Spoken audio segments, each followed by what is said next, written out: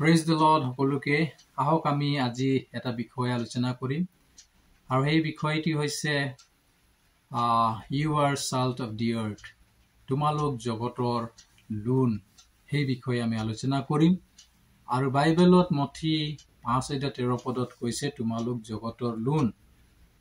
কিন্তু যদি লুণৰ সোৱাদ গুছিল তেন্তে তাক কিহেৰে লুণা কৰা যাব হেয়ে তেতিয়াৰ পৰা একো কামৰ নহয় কেৱল বাহিৰত পেলোৱাৰ আৰু মানুহৰ গছকাৰ যোগ্যই হয় এইটোৱে হৈছে ঈশ্বৰৰ বাক্য আজি এই সন্ধিয়া বেলিকাত আহক আমি ঈশ্বৰৰ বাক্য শ্ৰৱণ কৰিম অধ্যয়ন কৰিম আৰু বাইবেলত এই লুণৰ কথা পুৰণা নিয়ম নতুন নিয়ম এনেকা মিলাই চালে প্ৰায় 47 বাৰ 47 টাইম মেনশন কৰা আছে লিখা হৈছে লুণৰ বিষয়ে আৰু বাইবেল বিভিন্ন লিখকে লুণৰ বিষয়ে প্ৰয়াস কৰিছে তথাপি যিশুৱে নতুন নিয়মত মথি লিখা শুভবাৰ্তাত যোগেদি পাওঁ আৰু শিষ্যসকলক কৈছিল তোমালোক জগতৰ লুণ যদি লুণৰ সোৱাদ গৈছিল তেন্তে তাক কিহেৰে লুণা কৰা যাব আৰু ইংলিছত কৈছে you are salt of the earth বুলি কৈছে অৰ্থাৎ salt মানে ইংলিছ ৱৰ্ড salt বুলি কয় যিটো আমি অসমীয়াত নিমখ বুলি কোৱা হয় আৰু এই নিমখ কিয়নো প্ৰভু যিশুৱে ক'বলগীয়া হ'ল তোমালোক জগতৰ লুণ বুলি বেলেগ কথা ক'ব পাৰিলেহেঁতেন বেলেগ বিষয়বস্তু বেলেগ বস্তুৰ লগত তুলনা কৰিব পাৰিলেহেঁতেন যেনে তোমালোক জগতৰ আপেল তোমালোক জগতৰ ভাত তোমালোক জগতৰ ৰুটি তোমালোক জগতৰ বিভিন্ন কথা প্ৰয়াস কৰিব পাৰিলেহেঁতেন আনাৰস বুলিও ক'ব পাৰিলেহেঁতেন কিন্তু অন্য বিশেষ শক্তিশালী বস্তু জুচ সেইবিলাক ইউজ কৰা নাই ব্যৱহাৰ কৰা নাই কিন্তু যিশুৱে সাধাৰণ ৰূপে কৈছে তোমালোক জগতৰ লুণ বুলি কৈছে ইয়াৰ তাৎপৰ্যপূৰ্ণ কি হ'ব পাৰে ইয়াৰ ক্যাৰেক্টাৰিষ্টিক্স কি হ'ব পাৰে ইয়াৰ বৈশিষ্ট্য কি হ'ব পাৰে আহক আমি চাওঁ লুণৰ বহুতো গুণ আছে যাৰ যোগেদি আমি বহুতো শিক্ষা লাভ কৰিব পাৰো সেইকাৰণে যিশুৱে লুণৰ কথা ব্যৱহাৰ কৰিছে সেইকাৰণে যিশুৱে নিমখ লগত তুলনা কৰিছে বা লুণৰ লগত তুলনা কৰিছে মানৱ জাতিটো যে লুণৰ লগত তুলনা কৰিছে আমি পৃথিৱীত আছো তো লুণৰ দৰে যেটো হ'ব পাৰো তাৰ কাৰণে আমাক তুলনা কৰিছে সো আমি জানো প্ৰথমটো গুণ হৈছে লুণৰ আৰু সেই লুণ হৈছে হোৱাইট বগা জাতীয় আৰু আমি জানো বাইবেল লগত যদি তুলনা কৰিম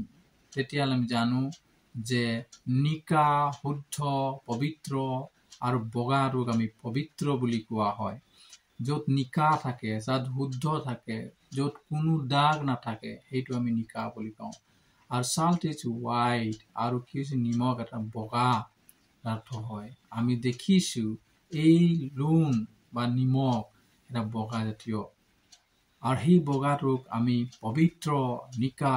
কলা আৰু এটা সৌন্দৰ্য আমি দেখিবলৈ পাওঁ আৰু প্ৰত্যেক বিশ্বাসীবিলাকে এই হোৱাইটটো বহুত সময় ব্যৱহাৰ কৰে চাৰ্চত পৰিচৰ্যাত আৰু বিভিন্ন ভাল সংগঠনত বিভিন্ন ভাল পৰিচৰ্যাত বগা বস্ত্ৰ পিন্ধিবলৈ তেওঁলোকে ব্যৱহৃত হয় আৰু কি হৈছে বিভিন্ন পুৰোহিত ৰেভাৰেণ্ড আৰু অন্যান্য ভাল পজিশনত থকা পদত থকা তেওঁলোকে কি হৈছে বগা বস্ত্ৰ পিন্ধি তেওঁলোকে নিজকে পবিত্ৰ নিজকে ঐশ্বৰিক চিন স্বৰূপে দেখুৱাব বিচাৰে এটা আমি অন্যতম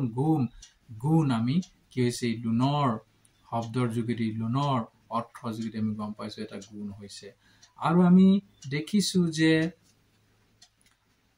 নিমখ এটা চিপেজ হয় বহুত কম দাম ইয়াৰ দামেৰে আমি কিনিব নোৱাৰে একেবাৰে কম দামত আমি কিনিব পাৰো আৰু এইটো বহুত কম দাম আমি যে দোকানলৈ যাম তেতিয়া নিমখটো কম দামতে পাওঁ আগতে আমি 3 টকা 10 টকাতে নিমখ পেকেট পাইছিলো আৰু নিমখৰ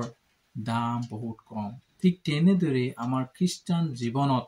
খ্ৰীষ্টান ব্যৱহাৰিক জীৱনত জীৱন যাপন কৰি থকাৰ অৱস্থাত আমাৰো জীৱন নিমখৰ নিচিনা হোৱাটো দৰকাৰ নিমখৰ নিচিনা হোৱা মানে আমাৰ জীৱনটো চিপেজ হ'ব লাগিব কম দামীয়া হ'ব লাগিব কেতিয়াবা আমি দেখিছো আমাৰ বিশ্বাসীবিলাক আমাৰ কিছুমান সমাজবিলাক কি হৈছে বহুত উচ্চ স্থানত দেখাবলৈ বিচাৰে উচ্চ স্থানৰ কথা ক'ব বিচাৰে কিন্তু আমি নিমখৰ নিচিনা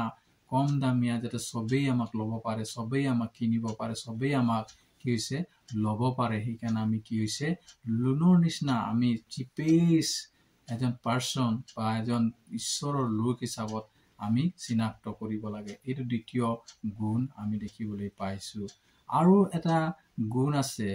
অকল বগাই নহয় অকল কম দামেই নহয় তাৰ পিছত আমি দেখিছো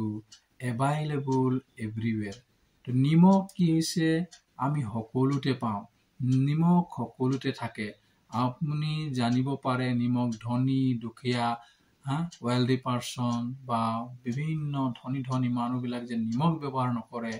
সেইটো আমি মানি নলওঁ প্ৰত্যেক ঘৰত ধনী দুখীয়া কলা বগা যিকোনো মানুহ কি হৈছে নিমখ ব্যৱহাৰ কৰে জাতি বৰ্ণ যিমান মানুহবিলাক আছে বিভিন্ন জাতিবিলাক সকলোৱে নিমখ ব্যৱহাৰ কৰে সো নিমখ হৈছে এটা এভাইলেবল বস্তু হয় সকলোতে পোৱা যায় সকলো ঘৰতে পোৱা যায় যি ঘৰতে যাওঁ কিয় আমি নিমখ দেখা পাওঁ বা নিমখ আমি পাওঁ কাৰণ সেই নিমখ এভাইলেবল হয় সকলোতে পাব পাৰে ঠিক একেইদৰে আমাৰ খ্ৰীষ্টান জীৱনত বা পৰিচৰ্যাৰ জীৱনত আমি এভাইলেবল হোৱাটো অতি প্ৰয়োজন আছে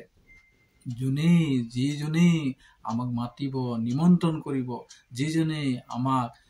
কি হৈছে ব্যৱহাৰ কৰি বিচাৰিছে তেওঁবিলাকৰ লগত আমি এভাইলেবল হোৱাটো প্ৰয়োজন ঈশ্বৰৰ কাৰ্যত এভাইলেবল হোৱাটো প্ৰয়োজন আছে আৰু সকলোতে এভাইলেবল হোৱাৰ প্ৰয়োজন আছে অধিৱেশন হ'ব পাৰে পৰিচৰ্যাত হ'ব পাৰে মিছন কাম হ'ব পাৰে যিকোনো পৰিচৰ্যা হ'ব পাৰে আমি এভাইলেবল হোৱাটো ঈশ্বৰে বিচাৰে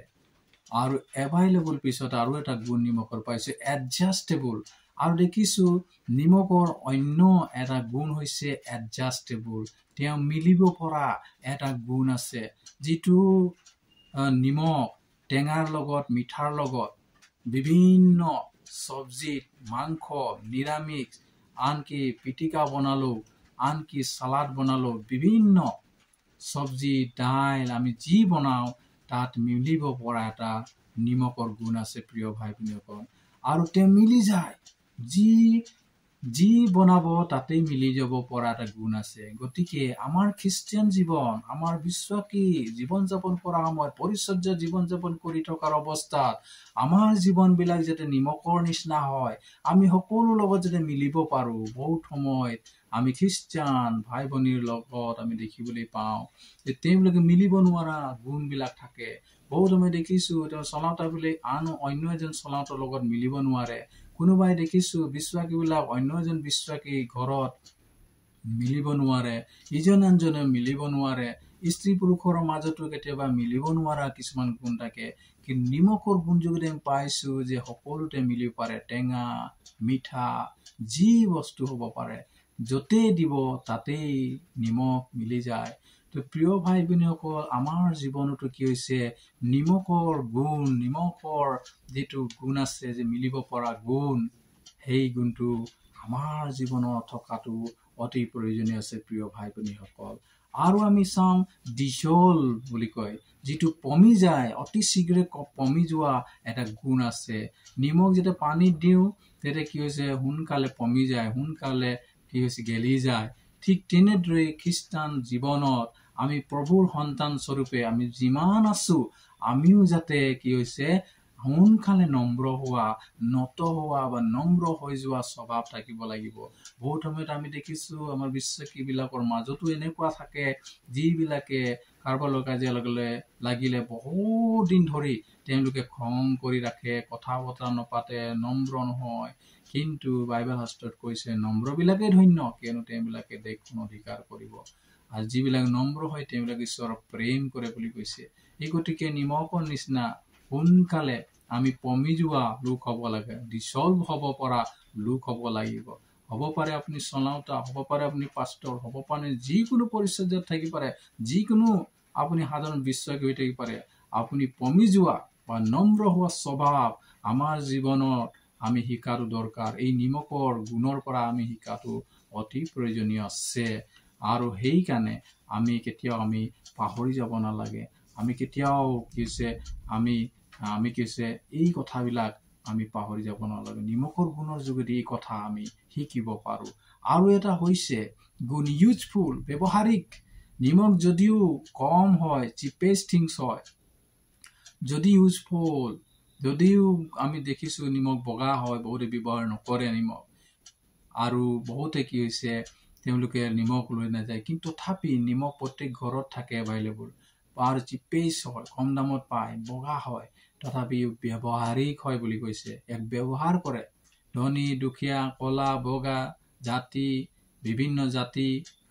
এইবিলাকৰ কথা নাই, সকলোৱে ইয়াক ব্যৱহাৰ কৰে, ইউজ কৰে। আৰু হ'ব পাৰে ইয়াক আমি বহুতে নিমখটো কি হৈছে বিভিন্ন প্ৰকাৰত তেওঁলোকে ব্যাখ্যা কৰে, কিন্তু নিমখ এটা ইউজফুল হয়, ব্যৱহাৰিক হয়, সকলো ব্যৱহাৰ কৰে। ঠিক তেনেদৰে আপুনি শিক্ষিত নহ'ব পাৰে, আপুনি ভাল পৰিচৰ্যাকাৰী নহ'বও পাৰে, বা ভাল এটা টেলেণ্টেড নহ'বও পাৰে,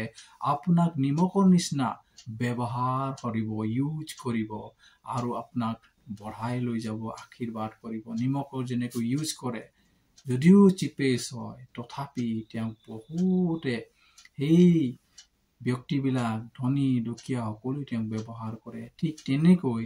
আমি ব্যৱহাৰিত হ'ব পাৰোঁ, অন্য লোকে যাতে আমাক ব্যৱহাৰ কৰিব পাৰে, অন্য লোকে মণ্ডলীয়ে যাতে আমাক ব্যৱহাৰ কৰিব পাৰে, তাৰ কাৰণে নিমখৰ গুণ লৈ আমি যাতে ইউজফুল হ'ব পাৰোঁ, তেনে আমাৰ জীৱন যাপনবিলাক শুদ্ধ কৰাটো অতি প্ৰয়োজনীয় হয়। আৰু ফাইনেলি আমি দেখিম